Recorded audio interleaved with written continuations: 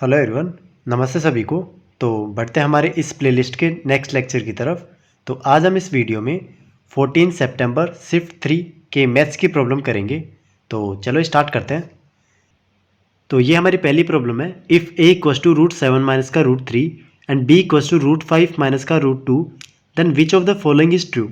ठीक है, तो ये ए एंड बी के बीच में रिलेशन है, ये हमें फाइंड आउट करना है। ठीक है, तो यहाँ से ए की वैल्यू मेरे पास क्या है, √7 माइनस का √3 एंड बी की वैल्यू क्या है मेरे पास, बी की वैल्यू है √5 माइनस का √2।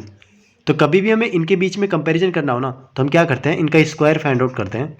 तो ए स्क्वायर की वैल्यू कितनी होगी, तो ए माइनस बी का होल स्क्वायर होगा, तो ये होगा 7 प्लस का 3 माइनस का 2√21 एंड यहाँ से बी स्क्वायर की वैल्यू निकालूंगा, तो ये कितनी होगी, तो ये होगा मेरे पास 5 प्लस में 2 एंड माइनस का 2√10।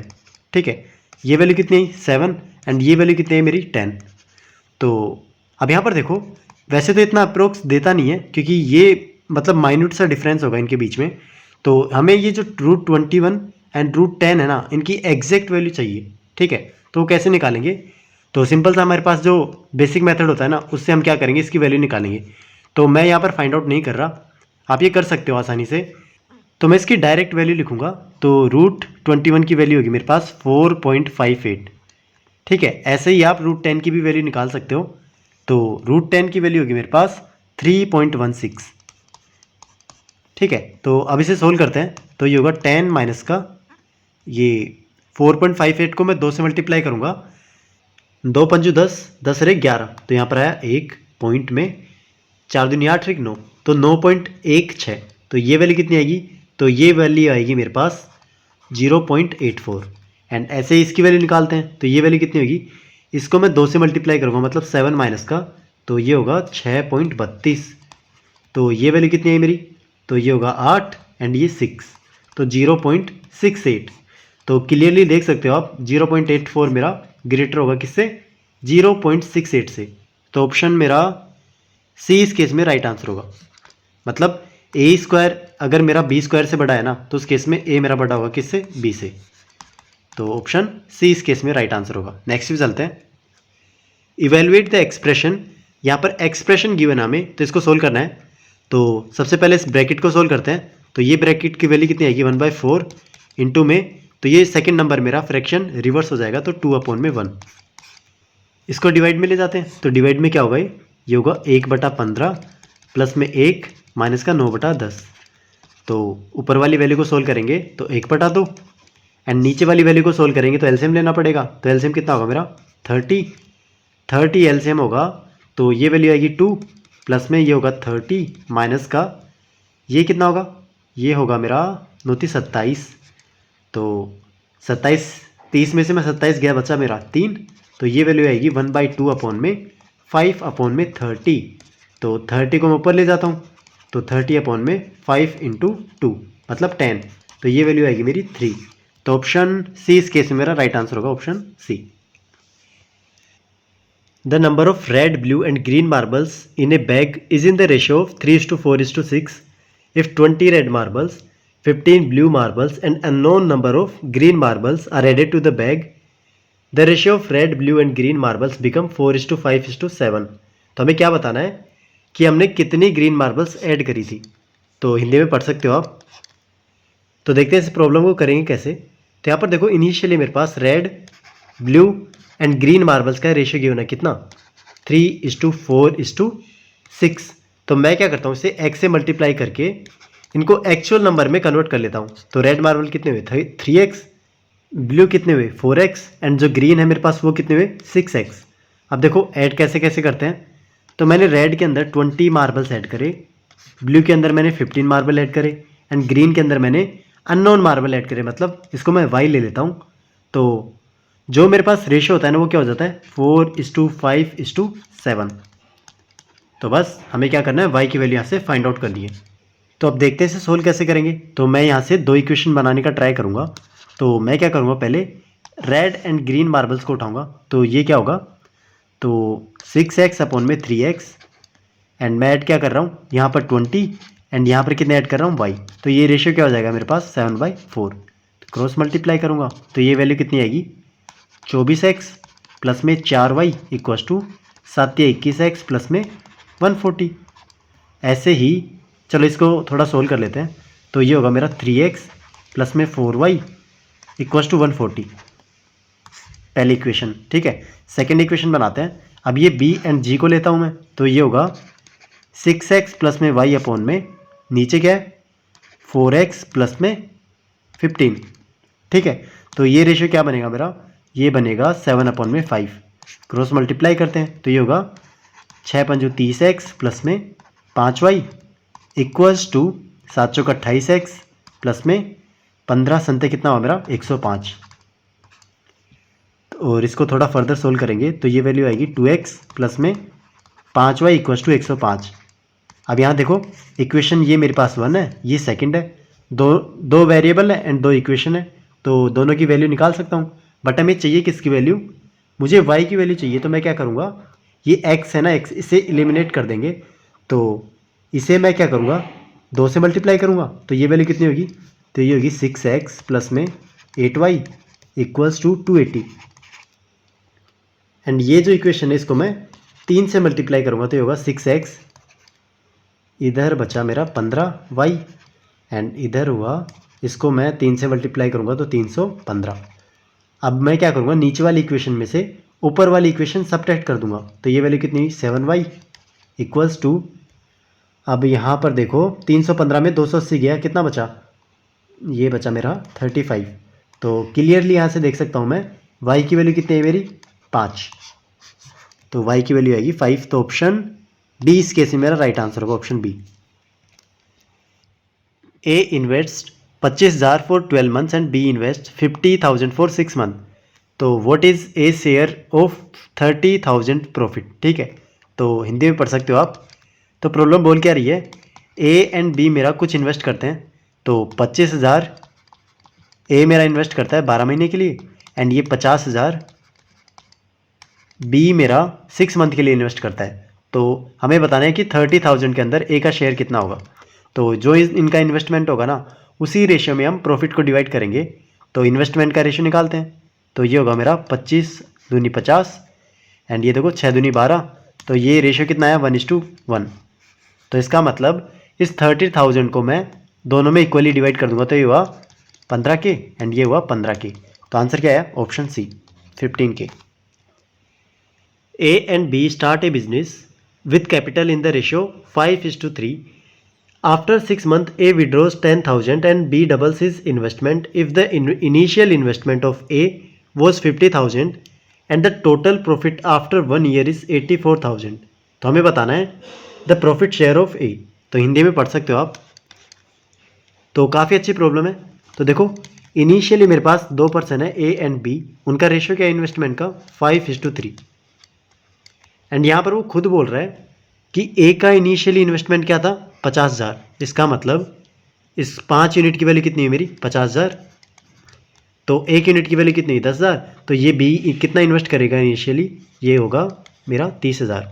ठीक है, तो इससे हमारा क्लियर हो गया कि ए एंड बी कितना इन्वेस्ट कर रहे हैं इनिशियली। ठीक है, आफ्टर 6 मंथ मतलब इन्होंने 6 मंथ तक ये इन्वेस्ट करा।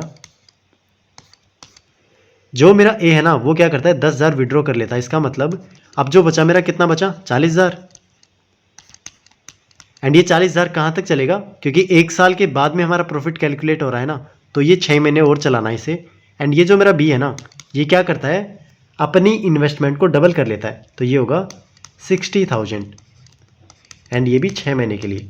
तो यहाँ से देखो मैं 6 कॉमन लूँगा ना तो ये कैंसिल हो जाएंगे सारे के सारे 6 एंड ये 4 जीरो है तो ये भी कैंसिल हो जाएंगी। तो इधर कितना बचा, इधर मेरा 9 बचा एंड इधर भी मेरा कितना बचा 9। मतलब 1:1 के रेशियो में प्रॉफिट डिवाइड हो गए। तो 84,000 को मैं 2 से डिवाइड कर देता हूँ तो ये होगा 42,000। तो 42,000 ही प्रॉफिट किसका होगा ए का एंड 42,000 ही प्रॉफिट किसका होगा बी का। तो ऑप्शन ए इस केस में मेरा राइट आंसर होगा, option A. What is the average of all 3 digit number divisible by 23। ठीक है, तो यहाँ पर देखो 3 डिजिट की जितनी भी नंबर होंगी ना उसका हमें सभी का एवरेज निकालना है जो कि 23 से डिवाइड हो रही हो। तो 3 डिजिट की नंबर 100 से स्टार्ट होगी और कहाँ तक जाएंगी 999 तक। ठीक है, तो इनके बीच में देखो सबसे पहले वाली जो 23 से डिविजिबल होगी ना वो नंबर निकालते हैं। तो 100 को मैं क्या करूँगा 23 से डिवाइड करूँगा, तो ये वैल्यू होगी 23 दूनी 46, 23 तीन 69, 23 चौक 92। तो 4 बार जा रही है, 4 तिया 12, बचा 1, 4 दूनी 8, 1 9, तो 8 बचा मेरा। तो 8 बचा, तो 8 को देखो मैं क्या करूँगा 100 प्लस में ये 23 है ना, इसमें मैं माइनस कर दूंगा कितना 8, तो ये वैल्यू आएगी मेरी प्लस में 15। ठीक है, तो 115। तो ये जो फर्स्ट नंबर होगा ना मेरा वो होगा 115 जो कि 23 से डिविजिबल होगा। एंड इधर मैं देखूंगा 999 से मेरे से थोड़ा सा छोटा नंबर कौन सा होगा, तो 999 को मैं 23 से डिवाइड करता हूँ, तो ये होगा 4 बार जाएगा 92। एंड इधर कितना बचा मेरा, तो 7 इधर बचा एंड 9 इधर बचा मेरा। ठीक है, तो ये जाएगा मेरा 3 टाइम, ये हुआ 69, बचा कितना मेरा 10। अब इस 10 का क्या करूँगा मैं, कि 999 है ना, इसमें मैं 10 सब्ट्रैक्ट कर दूंगा, तो ये हुआ 989। तो इससे थोड़ा सा छोटा जो नंबर होगा ना वो कौन सा होगा 989 जो कि 23 से डिविजिबल होगा। अब इसके बाद में देखो इसमें प्लस 23 जोड़ेंगे तो ये वैल्यू आएगी 8, ये हुआ 3, 138, ऐसे चलता जाएगा ही। तो ये क्या बनेगी मेरे पास एक एपी बनेगी। और हमने ऐसी प्रॉब्लम करी हुई है, कभी भी एक एपी का हमें यहाँ पर एवरेज फाइंड आउट करना हो ना, तो वो एवरेज क्या होता है, वो एवरेज होता है हमारे पास फर्स्ट टर्म प्लस में लास्ट टर्म डिवाइडेड बाय 2। तो सिंपल सा है, तो 115 प्लस में 989, इसको मैं 2 से डिवाइड कर दूंगा, तो ऐड करते हैं 9 और 5 14, 1, ये हुआ मेरा 0, इधर आया मेरा 1, ये 11, इसको मुझे 2 से डिवाइड करना है, तो 2 पंजू 10, 2 पंजू 10, 2 दूनी 4, तो 552 मेरे पास क्या आ रहा है इसका एवरेज। तो ऑप्शन बी इस केस में मेरा राइट आंसर होगा, option B. 2 containers of the same volume are 40% and 50% full of water respectively।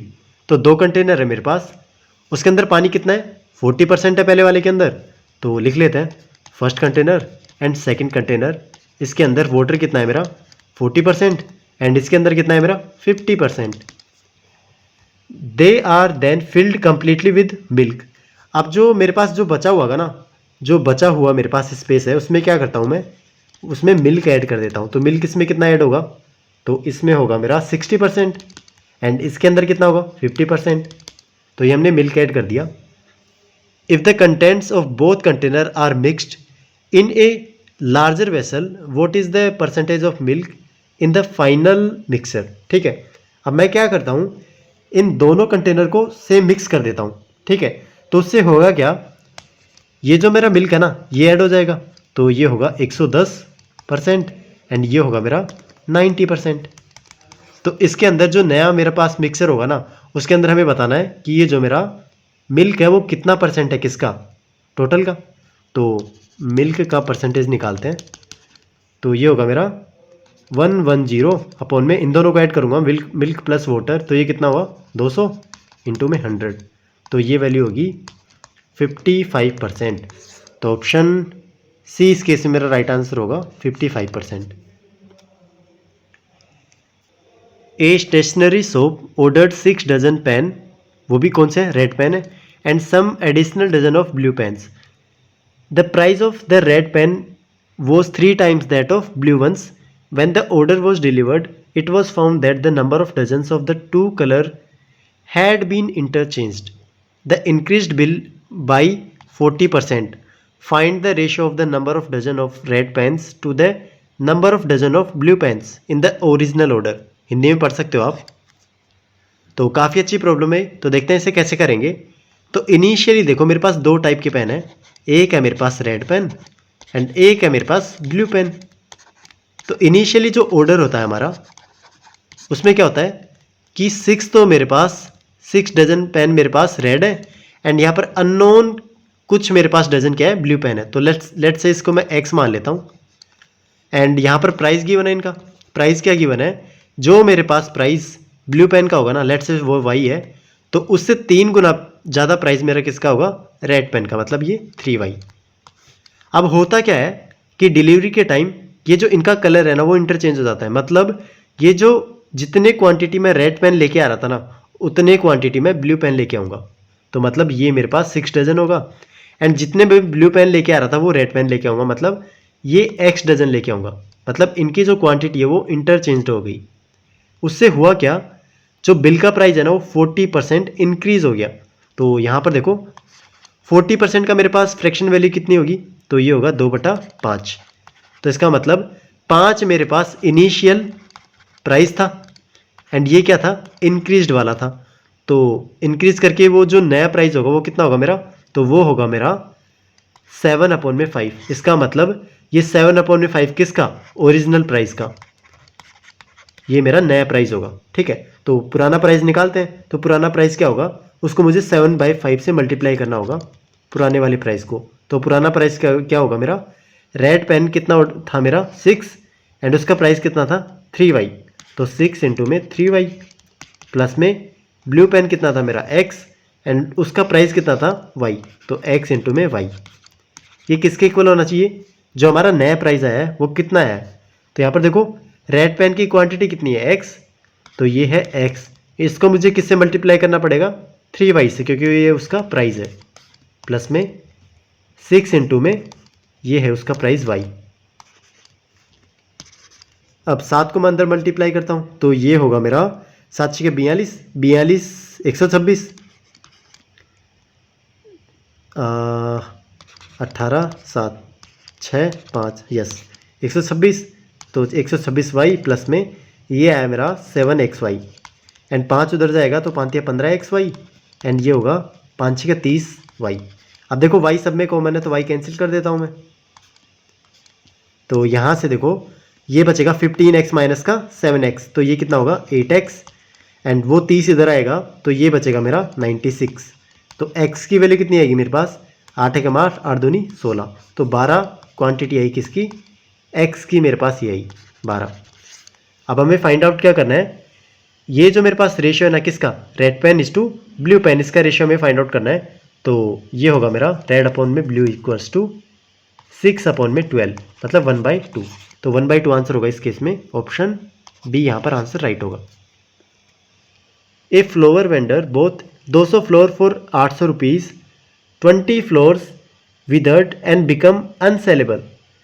At what price per floor should he sell the remaining floors to earn a profit of 30% on his total cost? ठीक है, तो हिंदी में पढ़ सकते हो आप। तो देखो बोल क्या रहा है, एक वेंडर है मेरे पास, वो 200 फ्लोर को बेचता है। तो 200 फ्लोर्स को बेचता है तो कितने रुपए का बेचता है, 800 रुपीज़ का। तो ये उसका सीपी होगा।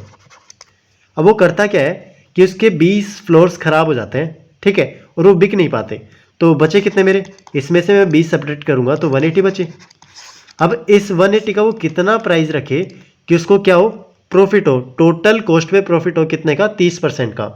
तो टोटल कॉस्ट कितनी थी मेरी 800, इस पे मैं प्रॉफिट करूंगा किसका 30%। तो 30% कितना होगा मेरा 800 इंटू में 30/100, तो ये हुआ 240। तो 240 का मुझे प्रॉफिट करना है। तो मतलब ये जो 180 फ्लोर्स बचे थे ना मेरे पास, इनका प्राइस कितना रखूंगा, तो इसका प्राइस होगा मेरा 800 प्लस में 240, तो ये हुआ 1040। तो बस एक फ्लोर का प्राइस कितना होगा, तो 1040 अपॉन में 180। तो डिवाइड करते हैं, 1 0 से 1 0 गया एंड ये कितना होगा, 2 से कट रहा है, 2 नाम 18, 2 5 10, 2 दूनी 4। तो डायरेक्ट डिवाइड करते हैं, तो 9 चौक 36, 9 5 45, तो 9 5 45, बचा मेरे पास 7, 9 7 63, तो 5.7 के लगभग मेरा आंसर आएगा। तो ऑप्शन सी इस केस में मेरा राइट आंसर होगा, option C. A furniture store sells a dining table for ₹, making a 25% profit. During a festive season, they increase the mark price of the same table to 1.6 Z. They then offer a special discount of 20% on the increased mark price. What will be the percentage profit made by the store during the festive season? Hindi में पढ़ सकते हो आप। तो यहाँ पर देखो बोल क्या रहा है कि मेरे पास एक डाइनिंग टेबल है, ठीक है, उसको जेड प्राइस में बेचने पर जो मेरे पास प्रॉफिट होता है ना वो कितने का होता है 25% का। तो इसका मतलब लेट्स से मैं सीपी को मैं यहाँ पर 100 मान लूँ, तो जो मेरे पास एसपी आएगा ना वो कितना आ रहा है, वो आ रहा है मेरे पास 125। कैसे? क्योंकि 25% का प्रॉफिट कमा रहा है वो इस पर। एंड ये ही वैल्यू किसकी है, ये जेड की वैल्यू है। तो उसके बाद में क्या करता है वो फेस्टिव सीजन पे इस जेड की वैल्यू मतलब इस मार्क प्राइस की वैल्यू कितनी रखता है वो 1.6 जेड। तो 1.6 जेड की वैल्यू कितनी होगी, तो 1.6 को मल्टीप्लाई करना पड़ेगा 125 से। तो ये वैल्यू, चलो ये इतना ही रखते हैं, तो ये वैल्यू है मेरे पास। उसके बाद में वो क्या करता है 20% का डिस्काउंट दे देता है फेस्टिव सीजन पे, ठीक है। तो यहाँ पर मैं 20% का डिस्काउंट दूंगा, मतलब ये जो वैल्यू होगी ना मेरी एसपी, ये कितना होगा, तो ये होगा मेरा 1.6 इंटू में 125। 20% का डिस्काउंट दे दिया तो मतलब प्राइस कितने का लगेगा 80% का, तो ये हुआ 80%। तो इसे सोल्व कर लेते हैं। तो एक जीरो नीचे लगा दूंगा, तो एक जीरो से एक जीरो, एंड ये कितना जा रहा है, तो 25 से जाएगा 25 पंजा 125, 25 चौक 100, एंड ये 4 चौक 16। तो ये होगा मेरा 5 चौक 20, 20 160। तो 160 मेरा क्या होगा यहाँ पर एसपी होगा। अब हमें कैलकुलेट क्या करना है, what will be the percentage profit made by the store during the festive season. अब यहाँ पर देखो सीपी कितना है मेरा 100, एसपी कितना है मेरा 160। तो इन दोनों के बीच का डिफरेंस कितना हुआ, प्लस का 60। तो इसका मतलब 60% उसको बेनिफिशियल हो रहा है यहाँ पर। तो ऑप्शन डी यहाँ पर राइट आंसर होगा। A solution consists acid and water in the ratio 5:3. If 4 liter of water is added, the new ratio becomes 5:4. What is the original quantity of acid in the solution? तो हिंदी में पढ़ सकते हो आप। तो देखो problem बोल क्या रही है, एक मेरे पास सॉल्यूशन है उसके अंदर एसिड एंड वाटर का रेशियो गिवन है कितना 5:3। तो एसिड इज टू वाटर इसका रेशियो कितना है 5:3। तो मैं क्या करता हूँ इसको एक्चुअल क्वांटिटी मान लेता हूँ। कैसे? x से मल्टीप्लाई करके। तो उसके बाद में क्या होता है 4 लीटर उसमें ऐड कर देते हैं, मतलब ये जो मेरे पास वाटर है ना 3x, इसमें मैं 4 लीटर ऐड कर दूंगा। तो उससे जो मेरा रेशियो होगा ना वो क्या होगा, वो बन जाएगा मेरा 5:4। तो सिंपल सी प्रॉब्लम है। तो मैं इसका एक इक्वेशन बनाऊंगा, तो ये होगा 5x अपॉन में 3x प्लस में 4 इक्वल्स टू 5 अपॉन में 4। अब इसे सोल्व करते हैं। तो यहाँ से देखो 5 से 5 कैंसिल हो जाएगा, तो 4x की वैल्यू कितनी आएगी 3x प्लस में 4। तो x की वैल्यू कितनी है मेरे पास 4। अब हमें बताना क्या है, ओरिजिनल क्वांटिटी बतानी है किसकी, एसिड की। तो x की वैल्यू मेरे पास 4 आई, तो 5x की वैल्यू कितनी हुई 20। तो 20 लीटर मेरा आंसर होगा option A. A alone can complete a job in 12 days and B alone in 18 days. A and B agrees to do the work for 7,200 rupees. With C's help, they finish it in 5 days. How much should C be paid? ठीक है, हिंदी में पढ़ सकते हो। तो यहाँ पर देखो पैसे की बात हो रही है, तो पैसा कैसे डिवाइड करेंगे वो, तो पैसा डिवाइड होगा जितना वो लोग काम करेंगे, ठीक है। तो सिंपल सी बात है, जितना कोई काम करेगा उसे उतना ही पैसा मिलेगा। तो यहाँ पर देखो ए के पास अगर कोई काम आता है तो वो 12 दिन के अंदर कंप्लीट कर लेता है, वो सेम काम बी 18 दिन के अंदर कंप्लीट कर लेता है। तो यहाँ से मैं निकाल सकता हूँ एक्चुअल जो मेरे पास वर्क की यूनिट है ना वो कितनी होगी। तो इनका एलसीएम लेंगे तो 36। तो इससे जो ए की एफिशिएंसी आएगी वो कितनी आएगी 3, एंड इधर कितना आएगा 36 को 18 से डिवाइड करेंगे 2। तो मतलब ए की एफिशिएंसी कितनी आई 3, बी की कितनी आई 2। तो दोनों की एफिशिएंसी आ गई मेरे पास। अब दोनों की दोनों क्या करते हैं, एक साथ काम करने का ट्राई करते हैं। अब क्या करता है कि जो मेरे पास एक सी है उसका अननोन मेरे पास क्वांटिटी है, मतलब उसका पता नहीं वो कितना काम करता है पर डे, इफिशियंसी उसकी पता नहीं है क्या है। तो वो क्या करते हैं ये तीनों मिलकर, तो लेट्स से इसकी एफिशिएंसी मैं एक्स मान लेता हूँ, तो ये तीनों मिलकर ये जो 36 मेरे पास यूनिट है ना 36 को 5 दिन के अंदर कंप्लीट कर लेते हैं। तो कराते हैं इनको, तो ये हुआ 3, ये हुआ 2 एंड ये हुआ x। तो इसको मैं 5 से मल्टीप्लाई करूँगा तो ये काम हो जाएगा ख़त्म कितने दिन में 36 दिन में, ठीक है। तो यहाँ से x की वैल्यू मैं यहाँ से कैलकुलेट कर लेता हूँ, क्योंकि हमें क्या करना होगा टोटल वर्क यहाँ पर कैलकुलेट करना होगा ना सभी का। तो x की वैल्यू मेरे को यहाँ पर चाहिए होगी, ठीक है। तो सोल्व करते हैं इसे, 5 प्लस में x इंटू में 5 इक्वल्स टू 36।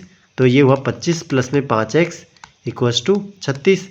तो 5x की वैल्यू कितनी हुई 36 अपॉन में 36 माइनस 25, तो वैल्यू कितनी हुई 11। x की वैल्यू कितनी हुई 11 अपॉन में 5।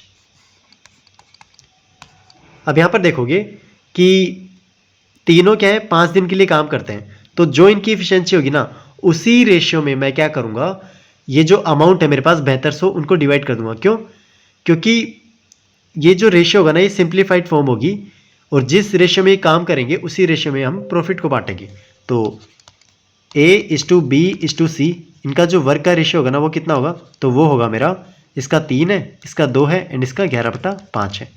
ठीक है, तो ये सारे के सारे टोटल करूँगा तो टोटल कितना होगा, इसका एलसीएम लेते हैं अपॉन में 5, ये होगा 25 प्लस में मतलब 36 ही आएगा एक तरीके से। तो 36/5 ये क्या रिप्रेजेंट कर रहे हैं, तो ये रिप्रेजेंट कर रहे हैं 7200 को। ठीक है, तो ये 7200 को रिप्रेजेंट कर रहे हैं। तो 7200 अपॉन में 36 इंटू 5, तो हमें निकालना क्या है, ये 1 यूनिट की वैल्यू है ये, तो हमें निकालना कितनी यूनिट की है, तो ये निकालना है 11/5, सी के लिए निकालना है ना। तो बस ये जो वैल्यू आएगी हमारा आंसर होगा। तो 5 से 5 गया, अब कट किस रहा है 36 दूनी 72, तो यहाँ पर मैं 11 को 200 से मल्टीप्लाई करूँगा तो ये आएगा मेरा 2200। तो 2200 मतलब ऑप्शन ए यहाँ पर राइट आंसर होगा। नेक्स्ट पे चलते हैं। तो ये हमारी 13 प्रॉब्लम है। A tank has a mixer of solutions A, B and C in the respective ratio of 7:8:5.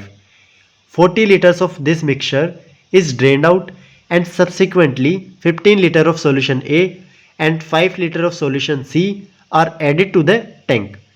If the resultant quantity of solution A is 25 liters less than the resultant quantity of solution B, what was the initial quantity of the mixture in the tank? तो यहाँ पर आप हिंदी में पढ़ सकते हो। तो देखो प्रॉब्लम बोल क्या रही है, यहाँ पर मेरे पास एक सॉल्यूशन गिवन है जिसके अंदर 3 यहाँ पर केमिकल्स हैं एक तरीके से, उनका रेशियो कितना गिवन है 7:8:5।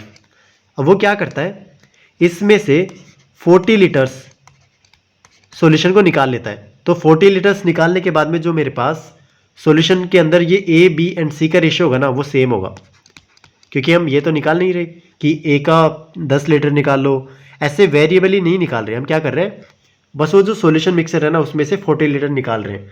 तो जब भी हम क्वांटिटी मतलब टोटल क्वांटिटी में निकालते हैं ना तो जो रेशियो होता है ना वो मेंटेन रहता है। तो यहाँ पर 7:8:5 यही रेशियो रहेगा। तो मैं इनको एक्चुअल क्वांटिटी बना लेता हूँ। तो ये हुआ 7x, 8x एंड ये 5x। अब देखो बोल क्या रहा है, 15 litre of solution A add करते हैं। तो A सॉल्यूशन के अंदर हम 15 लीटर ऐड करते हैं। C के अंदर कितना कर रहे हैं, C के अंदर कर रहे हैं 5 लीटर का। तो ये हुआ, ठीक है।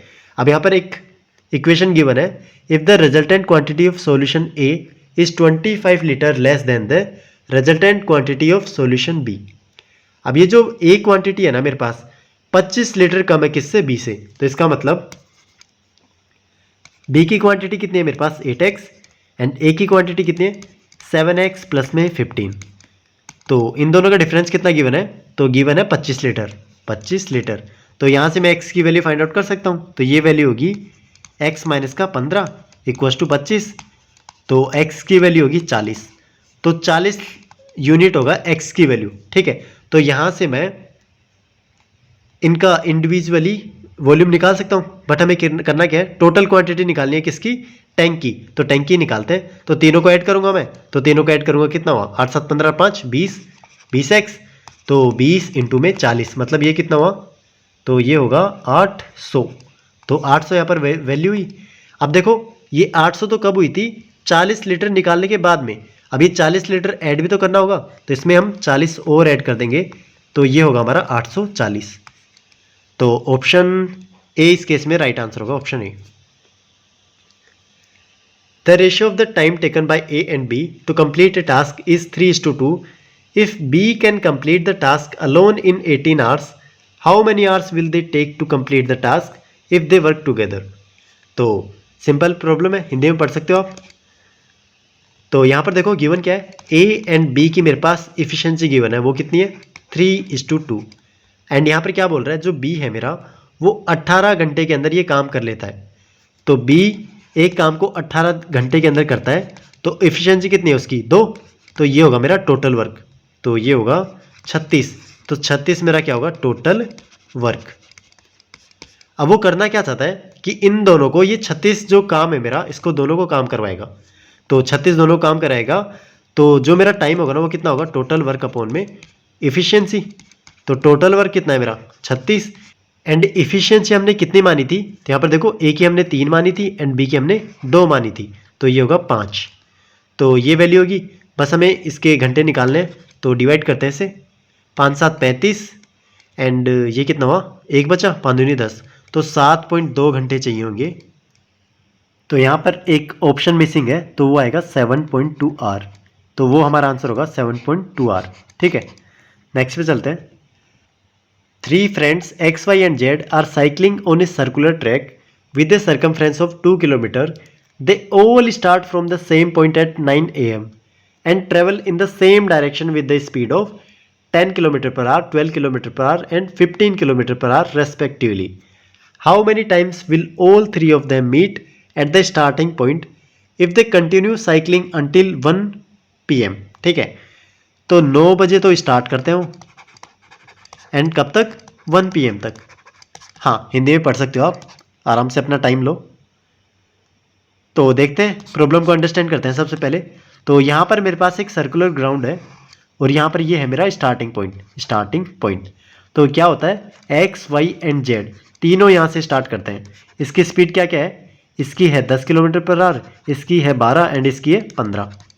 तो ये क्या होता है कि हमें क्या निकालना है, सबसे पहले वो देखो, हमें निकालना है कि 9 बजे से 1 बजे के बीच में वो कब मीट करेंगे, और वो मीटिंग पॉइंट कहाँ होना चाहिए, वो स्टार्टिंग पॉइंट पर ही होना चाहिए। तो ये स्टार्टिंग कीवर्ड है ना, meet at the starting point, ये काफ़ी इंपॉर्टेंट है। ठीक है, तो हमें निकालना है, वो ही काउंट करना है जब ये स्टार्टिंग पॉइंट पर मीट करे, और 9 से 1 बजे के बीच में वो कितनी बार करेंगे, हमें वो काउंट निकालना है। तो ये प्रॉब्लम स्टेटमेंट है हमारा। ठीक है, तो देखने में तो काफ़ी हार्ड लग रही है बट ये काफ़ी इजी प्रॉब्लम है। तो देखते हैं इसे कैसे करेंगे। तो देखो, हमारे पास एक फॉर्मूला होता है टाइम निकालने का, किसका, मीट एट स्टार्टिंग पॉइंट, और ये है फर्स्ट टाइम वाला, first time meet at starting point. तो इसका टाइम कितना होता है, तो ये होता है एलसीएम लेना होता है हमें, किसका, इंडिविजुअली टाइम कैलकुलेशन का, किसका, इंडिविजुअली टाइम कैलकुलेट करके। मतलब ये जो मेरे पास सर्कुलर की डिस्टेंस कितनी है, 2 किलोमीटर, इस 2 किलोमीटर को कवर करने में x कितना टाइम लेगा, तो वो होगा मेरे पास 2/10, तो वही तो होता है डिस्टेंस अपॉन में स्पीड। तो ये जो y है ये कितना टाइम लेगा, तो 2/12, एंड जो z है वो कितना लेगा, 2/15।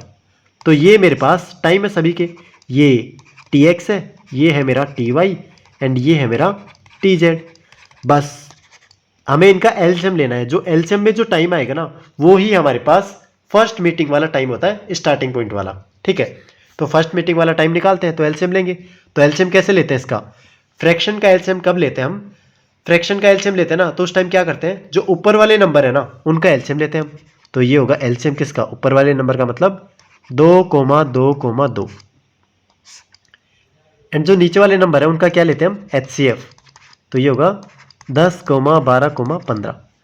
तो यहाँ से मैं देखूंगा एलसीएम कितना है मेरा, 2, एंड जो मेरा एचसीएफ है वो कितना है। तो देखो इनमें कुछ भी कॉमन नहीं आ रहा, तो इसका मतलब एक मेरा क्या होगा यहाँ पर, एचसीएफ होगा। तो ये जो वैल्यू है ना 2 आर, ये मेरा फर्स्ट मीटिंग टाइम होगा। मतलब 2 घंटे के बाद में ये तीनों की तीनों स्टार्टिंग पॉइंट पे आके ही मीट करेंगे। तो ये हमने निकाल लिया। तो बस एक बार मेरे एक फर्स्ट मीटिंग का टाइम आ गया, तो मैं क्या करूंगा, जो टोटल टाइम है ना उसको मैं ये फर्स्ट मीटिंग पॉइंट से डिवाइड कर दूंगा, तो उतने चक्कर हो जाएंगे मेरे। तो 9 से 11 के बीच, 9 से 1 के बीच में कितना टाइम हो गया मेरा, तो ये लगभग हो गए 4 घंटे। तो नंबर ऑफ राउंड्स ये होगा 4 में, और फर्स्ट मीटिंग वाला पॉइंट कितना है, 2, तो ये हुआ 2, तो 2 चक्कर लगा लेंगे वो, मतलब 2 बार मीट कर जाएंगे। तो ऑप्शन बी इस केस में मेरा राइट आंसर होगा, ऑप्शन बी। तो काफ़ी अच्छी प्रॉब्लम थी, स्टार मार्क कर लो। A circular path of 3 metre width run around a circular park with radius 8 metre, what is the area of the path. Hindi में पढ़ सकते हो आप। तो यहाँ पर देखो प्रॉब्लम बोल क्या रही है, मेरे पास एक सर्कुलर पाथ है तो उसका मेरे पास रेडियस कितना गिवन है 8 मीटर। एंड इसके अराउंड मैं क्या करता हूँ, एक यहाँ पर पाथ बिल्ड करता हूँ, और जो पाथ है उसकी विड्थ कितनी है मेरे पास, तो इसकी विड्थ है मेरे पास 3 मीटर। तो इसको मैं बोल सकता हूँ ये सर्कल ही बनाएगा एक तरीके से। उसकी रेडियस कितनी होगी, तो 8 प्लस में 3 मतलब 11 मीटर। ठीक है, तो हमें क्या करना है, ये जो पाथ ना, पाथ ये वाला पाथ, इसका हमें एरिया फाइंड आउट करना है। तो इसका एरिया क्या हुआ, तो इसका एरिया का फॉर्मूला है पाई r1 स्क्वायर माइनस का r2 स्क्वायर। तो पाई की वैल्यू रखते हैं 22/7 इंटू में r1 मतलब बड़ा होना चाहिए, क्योंकि इसमें से हम कुछ माइनस करेंगे ना, छोटा वाला करेंगे माइनस, तो ये होगा 11 का स्क्वायर माइनस का 8 का स्क्वायर, तो ये होगा 22/7। ये हुआ 121 एंड ये हुआ 64। तो 22/7, 121 में मैं 64 सब्ट्रैक्ट करता हूँ तो ये कितना होगा, तो 11 में 4 गया 7, फिर इधर कितना बचा 11, 11 में से 6 गया कितना बचा 5, तो 57 आ गया मेरे पास यहाँ पर। तो ये कट रहा है, ये कट तो नहीं रहा, तो मैं क्या करता हूँ, इनको मल्टीप्लाई करके डिवाइड कर दूंगा। तो सबसे पहले मैं क्या करूँगा, 11 को सेपरेट कर लेता हूँ। क्यों, क्योंकि 11 से मल्टीप्लिकेशन मेरा ईजी होता है। अब इसको मैं 2 से मल्टीप्लाई करूँगा तो कितना हो, 7 दूनी 14, 1 एंड 10 रे 11 अपॉन में 7। तो अब देखो 114 को मैं 11 से मल्टीप्लाई करता हूँ तो ये हुआ 4 एंड ये हुआ 5 एंड ये हुआ 2 एंड ये हुआ 1। तो 1254 को 7 से डिवाइड करना है। तो 1254 को 7 से डिवाइड करना है, तो 7 एकम 7, तो ये हुआ 5, 5 आया, 7 7 49, बचा मेरे पास 6, 4 आया, 7 नाम 63। तो 179 के लगभग कोई आंसर है, हाँ है। तो मतलब ऑप्शन ए यहाँ पर मेरा राइट आंसर होगा, ऑप्शन ए। हमें बस उतना ही कैलकुलेट करना है जितना हमारा आंसर आ जाए, क्यों फालतू टाइम वेस्ट करें। तो नेक्स्ट पे चलेंगे। Find the slope of the line perpendicular to y equals to 1/4x plus में 7। तो हिंदी में पढ़ सकते हो आप। तो यहाँ पर देखो प्रॉब्लम बोल क्या रही है, ये जो लाइन गिवन है ना मेरे पास, इसके परपेंडिकुलर कोई लाइन होगी तो उसका स्लोप हमें कैलकुलेट करना है। इस लाइन का स्लोप कैलकुलेट नहीं करना, हमें करना किसका है, इसके परपेंडिकुलर जो लाइन होगी ना उसका स्लोप कैलकुलेट करना है। तो काफ़ी लोग यहाँ पर मिस्टेक कर सकते हैं, तो चलो देखते हैं कैसे करेंगे। तो सबसे पहले एक फॉर्मूला होता है मेरे पास, फॉर्मूला वो देखते हैं वो क्या होता है। वो होता है m1 इंटू में m2 इक्वल्स टू माइनस का 1। तो ये फॉर्मूला होता है, ये दो जो स्लोप गिवन है ना, ये परपेंडिकुलर लाइंस के स्लोप गिवन है। तो इसका मतलब क्या है कि दो परपेंडिकुलर लाइन होगी तो उनके स्लोप का मल्टीप्लिकेशन क्या होगा मेरा, माइनस का 1। तो इसी का यूज़ करेंगे यहाँ पर। तो जो पहली लाइन है तो मैं क्या करता हूँ, उसका स्लोप निकाल लेता हूँ। तो m1 की वैल्यू देखो कितनी होगी, तो m1 की वैल्यू होगी, तो इसको मैं किसके इक्विवेलेंट करूँगा, y equals to M X plus में c। तो m की वैल्यू कितनी है यहाँ पर, तो 1/4। तो मतलब स्लोप कितना होगा 1/4। तो m2 निकाल लेते हैं यहाँ से। तो m2 कितना होगा, माइनस का 1/4। तो ये वैल्यू होगी m2 इक्वल्स टू माइनस का 4। तो जो परपेंडिकुलर लाइन होगी ना उसका स्लोप कितना आएगा, माइनस का 4। तो माइनस का 4 मतलब ऑप्शन ए। तो ऑप्शन ए यहाँ पर राइट आंसर होगा। Convert 2.5 radians to degrees. तो यहाँ पर देखो 2.5 रेडियन को हमें किस में कन्वर्ट करना है, डिग्रीज के अंदर कैलकुलेट करना है। ठीक है, तो देखते हैं कैसे करेंगे। तो हमें पता है जब भी कोई रेडियन के अंदर एंगल गिवन हो ना तो उसे हम 180 अपॉन में पाई इससे मल्टीप्लाई करते हैं। तो करते हैं, तो पाई की वैल्यू पुट करते हैं यहाँ पर। तो पाई की वैल्यू क्या होती है मेरे पास, 2.5 इंटू 180 अपॉन में 22/7। तो 7 ऊपर आएगा, तो ये डेसिमल हटाऊंगा तो नीचे 0 आएगा। ये 0 से एक 0 गया, जो काटता है वो काट लेते हैं हम। तो ये हुआ 11 एंड ये हुआ 9। ऊपर वाला होगा मेरा 9 7 63, इसका 25 अपॉन में 11। इसको और सोल्व करते हैं। तो 25 से 75, 7 25 6 150, 150 में 7 जोड़ेंगे तो 157 अपॉन में 11। तो डिवाइड करते हैं, 11 एकम 11, बचा मेरे पास 4, 7 11 चौक 44, बचा मेरे पास 3, 5 11 तिया 33, बचा मेरे पास कितना 2, फिर पॉइंट आएगा 11 एकम 11। तो इसके लगभग मेरा आंसर आना चाहिए। तो ऑप्शन बी यहाँ पर इसके लगभग आंसर है, तो ये हमारा आंसर होगा। तो option B. A sector of circle having a radius of 10 centimeter and has a central angle of pi by 6 radian. तो what is the area of the sector. तो सिंपल प्रॉब्लम है, तो हमें क्या करना है, सेक्टर का एरिया यहाँ पर कैलकुलेट करना है। तो सेक्टर का एरिया कितना होता है, तो होता है थीटा अपॉन में 360 इंटू में पाई आर स्क्वायर। तो यहाँ पर देखो थीटा यहाँ पर डिग्री में होना चाहिए, बट एंगल किस में गिवन है हमें, रेडियन के अंदर। तो इस रेडियन को मैं डिग्री के अंदर कन्वर्ट करूँगा, तो पाई अपॉन में 6 को मैं 180 अपॉन में पाई से मल्टीप्लाई कर दूंगा, तो पाई से पाई गया एंड ये 36 18, तो 30 डिग्री आया मेरा। तो 30 डिग्री अपॉन में 360 इंटू में पाई को मैं 22/7 लिख सकता हूँ एंड आर कितना है मेरा 10, तो 10 इंटू में 10। तो काटते हैं इसे, 1 0 से 1 0 गया, ये बचा मेरा 12 एंड यहाँ पर देखो 2 से कट रहा है 6, एक और काट लेते हैं, 2 3 6 एंड ये हुआ मेरा 5। तो ये कितना हुआ 550 एंड नीचे हुआ मेरा 7 21। तो डिवाइड करते हैं, तो 550 को मैं 21 से डिवाइड करूँगा, तो 21 दूनी 42, तो ये हुआ 3 एंड ये हुआ 1 0 एंड ये कितना जाएगा 21 5 105, 21 6 टाइम जा रहा है, तो 6 एंड ये हुआ 12 126, बचा कितना 4। तो यहाँ देख लो 26 के लगभग आना चाहिए, तो ऑप्शन ए यहाँ पर राइट आंसर होगा। आप यहाँ पर कुछ देख रहे हो कि अभी जो एसएससी में नया पेपर बनने लगा है ना, तो इसमें कैलकुलेशन वाली चीज़ें ज़्यादा पूछने लगा है। वो देखो सारे के सारे पॉइंट्स में आंसर आ रहे हैं, या फिर मेरे को ही लग रहा है, आप भी बता सकते हो। तो इसका आंसर होगा मेरा option A. If tan a equals to cot 2a minus का 30 degree then which is the value of a। तो यहाँ पर गिवन है tan a equals to cot a given है। तो यहाँ पर देखो एक प्रॉपर्टी रिमाइंड करते हैं। तो अगर मेरे पास दो एंगल्स का सम 90 डिग्री हो ना, तो उस केस में साइन ए किसके इक्वल होता है, होता है कोस बी के इक्वल होता है। टेन ए किसके इक्वल होता है, होता है कोट बी के इक्वल होता है। ऐसे ही सेक ए किसके इक्वल होता है, कोसेक बी के इक्वल होता है। तो यहाँ पर देखो मेरे पास क्या गिवन है, tan A equals to cot B. तो यहाँ पर देखो tan A equals to cot B, तो इस एंगल को मैं, ये तो ए गिवन है एंड इस पूरे एंगल को मैं बी मान लूँ, तो यहाँ से मैं क्या लिख सकता हूँ, ए प्लस में 2a माइनस का 30 डिग्री इक्वल्स टू 90 डिग्री।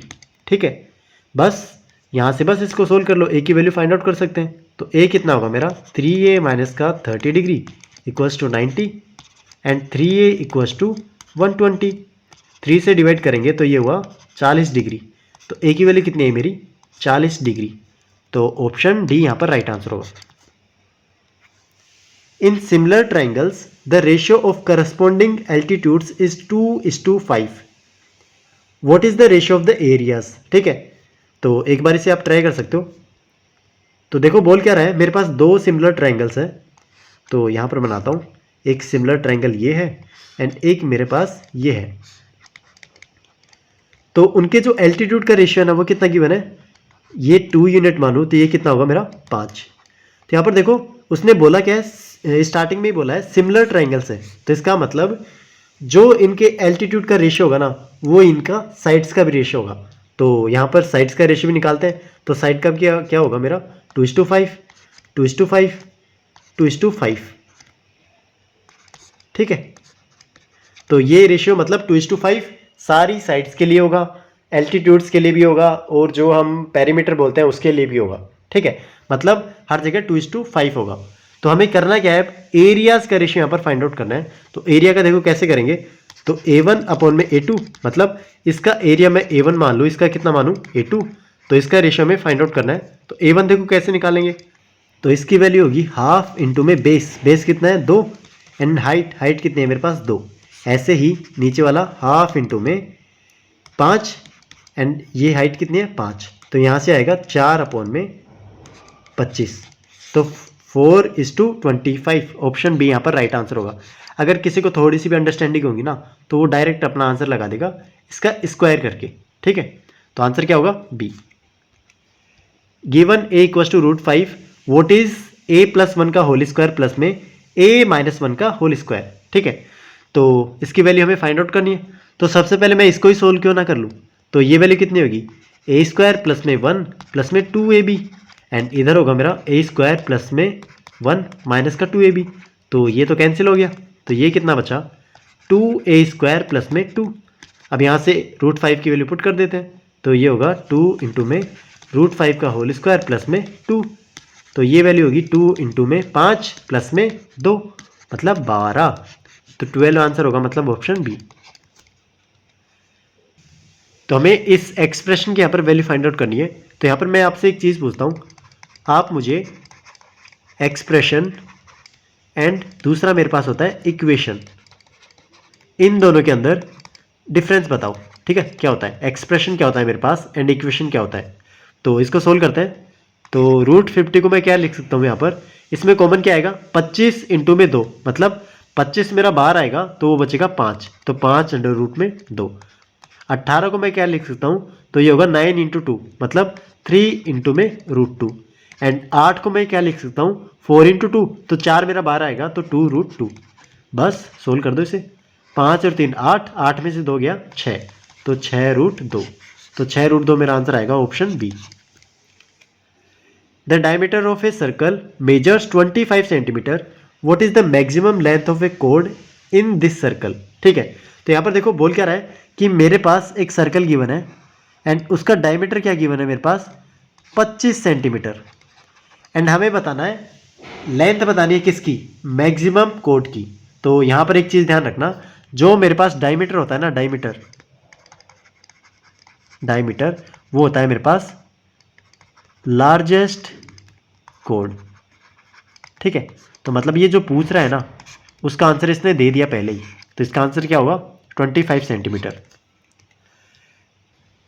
तो आज की लास्ट प्रॉब्लम करते हैं। तो गिवन क्या है, sine A plus cos A equals to √2 sine A, तो हमें tan a की वैल्यू यहाँ पर फाइंड आउट करना है। तो गिवन देखो क्या है, साइन ए प्लस में कोस ए इक्वस टू √2 साइन ए। अब यहाँ पर देखो थोड़ा सा दिमाग लगाओ, हमें फाइंड आउट क्या करना है tan a। ठीक है, तो tan a कैसे आएगा, जब मैं साइन ए को कोस ए से डिवाइड करूँगा ना तब। तो मैं क्या करता हूँ, पूरी इक्वेशन को कोस ए से डिवाइड कर देता हूँ यहाँ पर। तो ये देखो साइन ए अपॉन में कोस ए, एंड इधर आया कोस ए अपॉन में कोस ए, एंड इधर आया मेरा कोस ए, तो ये कैंसिल, एंड ये कितना बना मेरा, तो ये बना मेरा tan a, एंड ये कितना बना मेरा, ये बना tan a। तो यहाँ से देखो अपने आप आंसर आया, tan a प्लस में 1 इक्वल्स टू √2 tan a। अब यहाँ देखो मैं इस tan a को उधर लेके जाता हूँ तो ये वैल्यू कितनी होगी, 1 इक्वल्स टू √2, एंड फिर मैं tan a कॉमन ले लूँगा तो √2 प्लस में 1 इंटू में tan a। तो tan a की वैल्यू कितनी होगी मेरी यहाँ से, तो tan a की वैल्यू होगी 1 अपॉन में √2 प्लस में 1। अब देखो हमें ये जो आंसर गिवन है ना ये रेशनलाइज्ड फॉर्म के अंदर है, तो इसका रेशनलाइजेशन करेंगे तो √2 माइनस का 1 अपॉन में √2 माइनस का 1, इससे मल्टीप्लाई करना पड़ेगा। तो ये वैल्यू कितनी आएगी, तो ये आएगी √2 माइनस का 1 अपॉन में, एंड ये हुआ a plus B into A minus B, मतलब a स्क्वायर माइनस का b स्क्वायर, मतलब √2 का स्क्वायर माइनस का 1 का स्क्वायर। तो ये होगा √2 माइनस का 1 अपॉन में 2 माइनस का 1, तो वैल्यू कितनी आएगी √2 माइनस का 1, तो ये ही वैल्यू किसके इक्वल होगी tan a। तो √2 माइनस 1 किस में है, तो ऑप्शन डी, तो ऑप्शन डी इस केस में मेरा राइट आंसर होगा। हाँ, अब यहाँ पर कुछ बातें कर लेते हैं। तो अभी तक हमने जितने भी लेक्चर करे हैं ना, अगर आपने देख ली हो तो वेल एंड गुड, अगर आपने नहीं देखे हो ना तो जाके देख लो, आप मतलब काफ़ी चीज़ें मिस कर रहे हो। अब यहाँ से देखो आपको कुछ चीज़ें यहाँ पर फील होना स्टार्ट हो गई होगी, कुछ ऐसी प्रॉब्लम होगी या फिर कुछ ऐसे कंसेप्ट होंगे जो वो बार बार रिपीट हो रहे हैं। ठीक है, तो उनको रिपीट होने दो, क्यों, क्योंकि आप उनको बार बार करोगे ना तो उससे क्या होगा, उस पर कमांड बनेगी आपकी, और कभी भी ऐसे टाइप की प्रॉब्लम आएगी ना तो प्रॉब्लम रीड करने से पहले आपका सॉल्यूशन आ जाएगा। आप देख रहे होगे कि कुछ प्रॉब्लम्स मेरी रिपीट हो रही हैं, तो उस केस में देखो आप आंसर, आपका माइंड है ना उस तरफ जाने लगा है कि इसका सॉल्यूशन तो इस तरीके से होगा, नहीं नहीं इसको मैं इतनी जल्दी से इस तरीके से कर लूँगा। ठीक है, तो उस डायरेक्शन में आप सोचने लगे हो, तो यही चीज़ होनी चाहिए। तो बस आप इन सारे लेक्चर्स को कंप्लीट कर लोगे ना तो आप में अलग ही कॉन्फिडेंस होगा, तो बस करते जाओ। तो आज के लिए इतना ही, थैंक यू एवरीवन।